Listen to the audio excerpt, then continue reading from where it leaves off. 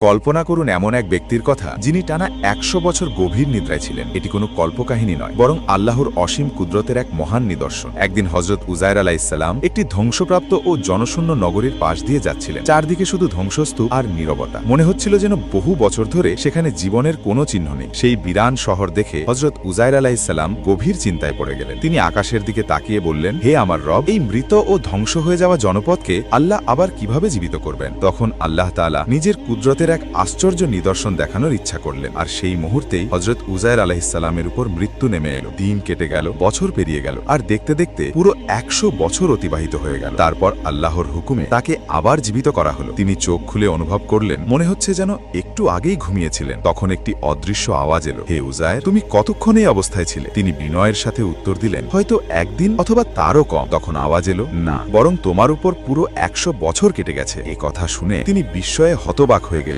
এরপর আবার বলা হলো, তোমার খাবার ও পানীয়ের দিকে তাকাও। তিনি দেখলেন তার খাবার ও ফল একদম সতেজ রয়েছে। ১০০ বছর পেরিয়ে গেলেও সেগুলোর মধ্যে কোনো পরিবর্তন আসেনি। এরপর বলা হলো, এবার তোমার বাহন সেই গাধাটির দিকে তাকাও। তিনি দেখলেন গাধাটি মরে মাটির সাথে মিশে গেছে, শুধু কিছু ছড়িয়ে থাকা হাড় পড়ে আছে চারদিকে। তারপর তার চোখের সামনে আল্লাহর কুদরতের এক বিস্ময়কর মুজিজা প্রকাশ পেল। ছড়িয়ে থাকা হাড়গুলো আল্লাহর হুকুমে একত্রিত হতে শুরু করলো। এরপর সেই হাড়ের উপর গোস্ত ও চামড়া গজিয়ে উঠল, আর কয়েক মুহূর্তের মধ্যেই গাধাটি জীবিত হয়ে দাঁড়িয়ে গেল। এই দৃশ্য দেখে হযরত উযায়ের আলাইহিসসালামের চোখ অশ্রুতে ভরে গেল। তিনি মাথা নত করে বললেন, আমি সাক্ষ্য দিচ্ছি, নিশ্চয়ই আল্লাহ সবকিছুর উপর সর্বশক্তিমান। এমন আরও ঈমান জাগানো ইসলামিক কাহিনী শুনতে চ্যানেলটি সাবস্ক্রাইব করে পাশে থাকুন।